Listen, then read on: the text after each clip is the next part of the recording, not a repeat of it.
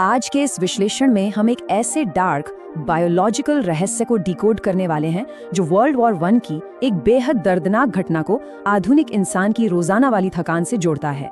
ये सच में हैरान कर देने वाला है कि इतिहास के एक पन्ने में छिपा ये रहस्य आज हमारी हर दिन की थकान की सबसे बड़ी वजह बन चुका है। तो चलिए इस मिस्ट्री को सुलझाना शुरू करते हैं। साल 1916 वर्ल्ड वॉर 1 का मैदान। हैरी फार नाम का एक सिपाही दुश्मन के बिल्कुल सामने खड़ा था। पीछे से लगातार ऑर्डर मिल रहा था, हैरी आगे बढ़ो, पर हैरी 1 इंच भी नहीं हिला। वो लिटरली एक पत्थर की तरह जम गया था। इसका नतीजा, उसके अपने ही देश ने उसे कायर बोलकर फायरिंग स्क्वाड के आगे खड़ा किया और मौत की सजा दे दी। और सिर्फ हैरी नहीं, 306 और सिपाहियों के साथ ठीक ऐसा ही हुआ।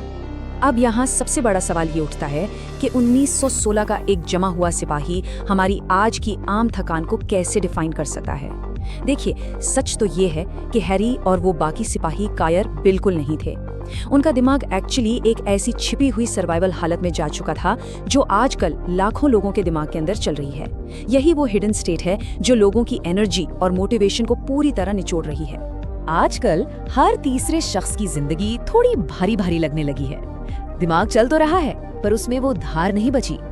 इंटरनेट ने इस चलती फिरती लाश जैसी स्थिति को एक नाम दिया है, ब्रेन फॉग। रात को 8 घंटे की पूरी नींद लेने के बाद भी सुबह उठकर लगता है जैसे थकान गई ही नहीं।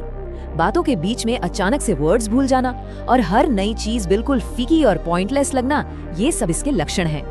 हम अक्सर सोचते हैं कि शायद आलसी हो गए हैं या ओवरथिंकिंग कर रहे हैं, लेकिन नहीं। 2024 की एक मैसिव ऑक्सफोर्ड स्टडी का ये डेटा देखिए, लगभग 30% लोग इस ब्रेन फॉग की प्रॉब्लम का शिकार हैं। यानी ये कोई छोटा मोटा इशू नहीं है, ये एक बहुत ही व्यापक और गंभीर समस्या बन चुकी है। इसके अलावा new England journal of medicine का डेटा दिखाता है कि कोविड के बाद लोगों के आईक्यू लेवल्स एक्चुअली गिर गए हैं। लॉन्ग कोविड वालों के 6 पॉइंट्स और आईसीयू वालों के 9 पॉइंट्स तक ड्रॉप हुए हैं। पर जो बात सच में चौंकाने वाली है वो ये कि येल रिसर्चर्स ने पाया कि ये मानसिक गिरावट तो 2016 से ही तेजी से बढ़ना शुरू हो गई थी। मतलब ये सिर्फ एक वायरल प्रॉब्लम नहीं है, बल्कि एक सिविलाइजेशनल प्रॉब्लम बन चुकी है। इस मिस्ट्री को सॉल्व करने के लिए ह्यूमन ब्रेन की एक अनकंफर्टेबल रियलिटी को समझना होगा। इंसानी दिमाग पूरे शरीर का सिर्फ 2% वजन लेता है, राइट? पर ये ग्रीडी होकर हमारी 20% ऊर्जा अकेले ही खा जाता है। दिमाग के पास कोई अनलिमिटेड बैटरी नहीं है, इसका सिर्फ एक मास्टर एल्गोरिथम है, किसी भी हाल में जिंदा रहना और पावर बचाना। हमने फाइट और फ्लाइट यानी लड़ो या भागो इस रिस्पॉन्स के बारे में तो सुना ही है, पर एवोल्यूशन ने एक्सट्रीम खतरे के लिए एक हिडन तीसरा मोड भी बनाया था, द फ्रीज मोड। यही वो मोड था जिसने हैरी फार और उन 300 सिपाहियों के दिमाग को मौत और डर के उस माहौल में पूरी तरह जमने पर मजबूर कर दिया था, ताकि वो किसी तरह बचे रहें। जरा इन दोनों माहौलों की तुलना करते हैं। पुराने जमाने में एक इंसान के सामने जब जंगल में शेर आता था, भागे और 10 मिनट में उसका स्ट्रेस फ्लश आउट हो जाता था। लेकिन आज का शेर क्या है?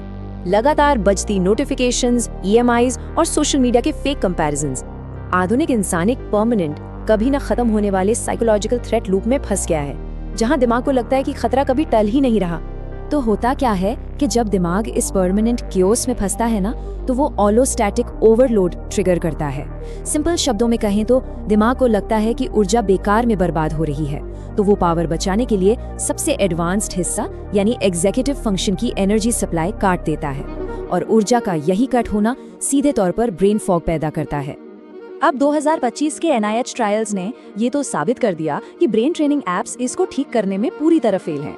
पर साइंस एक्चुअली ऐसे 3 डेटा बैक्ड सॉल्यूशंस देता है जो इस दिमागी थकान को 50 से 80% तक हील कर सकते हैं। आइए देखते हैं। सबसे पहला सॉल्यूशन इसके रूट कॉज को टारगेट करता है, जिसे ज़िगार्निक इफेक्ट कहते हैं। आज की इस शोर शराबे वाली लाइफ में हजारों अनफिनिश्ड टास्क्स यानी ओपन लूप्स होते हैं।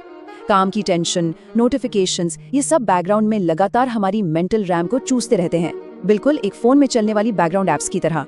इस मेंटल रैम ड्रेन का अल्टीमेट एंटीडोट क्या है? एक सख्त स्ट्रक्चर। जागने का एक फिक्स समय तय करना, डीप वर्क के ब्लॉक्स बनाना और अधूरे कामों को क्लोज करना। जैसे ही जिंदगी में एक स्ट्रॉन्ग स्ट्रक्चर आता है, दिमाग को तुरंत सिग्नल मिलता है कि हाँ, सब कंट्रोल में है और स्ट्रेस हार्मोन्स तेजी से गिरने लगते हैं। दूसरा फिक्स सच में माइंड ब्लोइंग है। हार्वर्ड के प्रोफेसर जॉन राइटी ने BDNF नाम का एक चमत्कारी ब्रेन प्रोटीन डिस्कवर किया। ये प्रोटीन लिटरली एक सूखे हुए पौधे पर पानी डालने का काम करता है। ये इतना पावरफुल है कि न्यूरॉन्स पर नई शाखाएं यानी ब्रांचेस उगाने लगता है। और इसके लिए किसी महंगी दवा या सप्लीमेंट की बिल्कुल जरूरत नहीं है। दिमाग ने नेचुरल तरीके से BDNF बनाने के लिए रोजाना ठीक 20 मिनट का एक हार्ट पंपिंग वर्कआउट चाहिए। जैसे ही हार्ट रेट बढ़ती है, दिमाग ये मिरेकल प्रोटीन रिलीज करता है, जिससे फोकस और शार्प थिंकिंग तुरंत वापस लौट आती है।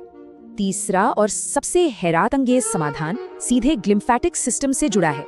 2024 में पहली बार साइंटिस्ट्स ने दिमाग के इस डीप हिडन नेटवर्क की पूरी इमेज बनाई। इसे दिमाग का अपना personal night shift cleaning staff समझ लीजिए, जो दिन भर के इकट्ठा हुए उस जहरीले कचरे की सफाई करता है। अब ये आंकड़ा देखिए, जो वाकई फैसिनेटिंग है। जब इंसान गहरी नींद में होता है, तब दिमाग के सेल्स लिटरली 20 से 30% तक सिकुड़ जाते हैं। ऐसा इसलिए होता है ताकि एक स्पेशल फ्लूइड उन सेल्स के बीच से तेजी से बह सके और सारे टॉक्सिक कचरे को फ्लश आउट कर दे। पर अगर नींद सिर्फ 5 घंटे की हो, तो ये सफाई आधी अधूरी रह जाती है। इस क्लीनिंग सिस्टम को पूरी तरह एक्टिवेट करने का एग्जैक्ट बायोलॉजिकल फिक्स ये है कि सोने से ठीक 45 मिनट पहले सभी स्क्रीन्स को पूरी तरह बंद कर दिया जाए, ताकि दिमाग बिना किसी डिजिटल रुकावट के अपना काम प्रॉपर्ली स्टार्ट कर सके। आखिर में एक बात बिल्कुल क्लियर करनी होगी कि इंसानी दिमाग कमजोर नहीं है। वो बस इस हाइपर स्टिम्युलेटेड शोर से भरी दुनिया में किसी तरह जिंदा रहने का संघर्ष कर रहा है। इसे बचाने के लिए सस्ते डोपामीन वाली टेम्परेरी मोटिवेशन नहीं चाहिए। इसे एक मजबूत, शायद थोड़ी बोरिंग पर अनुशासित दिनचर्या की जरूरत है। तो यही सबसे बड़ा सवाल है, क्या हमारी रोजाना की आदतें और एक स्ट्रिक्ट बाउंड्रीज वाला स्ट्रक्चर ही इस आधुनिक मैट्रिक्स के शोर को शांत कर पाएगा? इन्हीं छोटी लेकिन अनुशासित आदतों से हम उन खुले लूप्स को बंद कर सकते हैं और आखिरकार अपनी सच्ची मानसिक आजादी वापस पा सकते हैं।